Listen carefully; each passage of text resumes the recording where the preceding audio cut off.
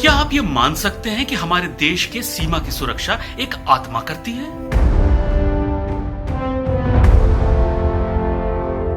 दुश्मन देश चीन की सेना भी सीमा पर उस आत्मा की मौजूदगी से इनकार नहीं करती।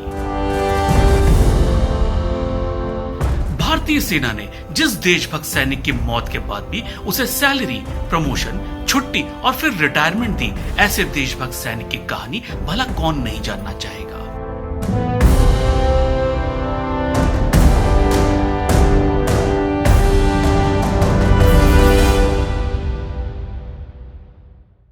टाइम्स के सभी दर्शकों का हमारे खास कार्यक्रम खबरों का पंचनामा में स्वागत है। आज हम बात करने जा रहे हैं एक देशभक्त आत्मा की कहानी, यानी बाबा हरभजन सिंह।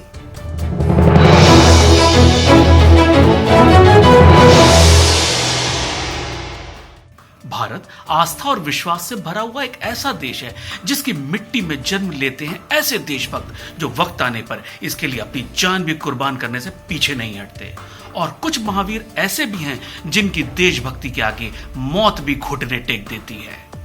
बाबा हरभजन सिंह एक ऐसा सैनिक जो मरने के बाद भी देश की सीमा की रक्षा करने में जुटा रहा है। एक ऐसा सैनिक जिसे भारतीय सेना ने उसकी मौत के बाद भी ड्यूटी पर तैनात रखा और रिटायर होने के बाद भी जिसके होने का एहसास भारत चीन बॉर्डर पर तैनात जवानों को आज भी होता है।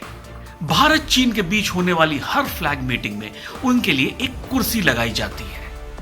आपके लिए यकीन करना शायद मुश्किल हो रहा है, लेकिन सच तो यह है, बाबा हरभजन सिंह के नाम से गैंगटॉक में जेलप्पा दर्रे और नाथुला दर्रे के बीच एक मंदिर भी है।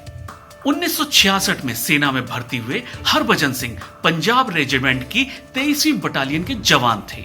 1968 में सिक्किम में तैनाती के दौरान एक अनहोनी में उनकी मौत हो गई।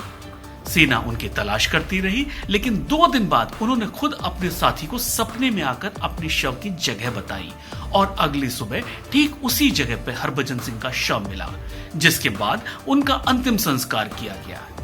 इसके बाद चमत्कारों का सिलसिला शुरू हो गया। हरभजन सिंह की आत्मा अपनी ड्यूटी पर तैनात रही और भारतीय सेना को जानकारियां देकर अलर्ट करती रही।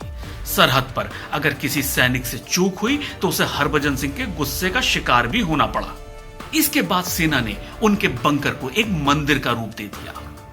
हरभजन सिंह को एक सैनिक की ही तरह ट्रीट किया जाने लगा। उनके बिस्तर को रोज लगाया जाने लगा, वर्दी, जूते रोज रखे जाने लगे। उनके साथियों के मुताबिक हर सुबह बिस्तर पे सिलवटें मिलती, जूतों पर मिट्टी लगी मिलती। मौत के बाद भी उन्हें तनख्वाह, प्रमोशन और छुट्टियां दी गई। हरभजन सिंह की छुट्टी के दौरान सीमा पर हाई अलर्ट होता, क्योंकि उस दौरान सैनिकों को मदद नहीं मिलती थी। हर साल 2 महीने की छुट्टियों के लिए उन्हें घर तक ट्रेन में सैनिक छोड़ने जाते। ट्रेन में भी उनके लिए एक बर्थ रिजर्व रखी जाती, जिनमें उनकी फोटो और सामान रखा जाता। हालांकि बाद में सेना ने इस मामले को कोर्ट में पहुंचने के बाद छुट्टियां देना बंद कर दिया। कुछ साल पहले हरभजन सिंह रिटायर हो गए और अब उनकी पेंशन उनकी मां तक पहुंचती रही। लेकिन हरभजन सिंह की आत्मा के द्वारा हो रहे चमत्कारों पर लोगों की आस्था बढ़ने लगी। स्थानीय लोगों के विश्वास के चलते भारतीय सेना ने बाबा हरभजन सिंह के नाम से गैंगटॉक में जेलप्पा दर्रे और नाथुला दर्रे के बीच एक मंदिर बनवाया।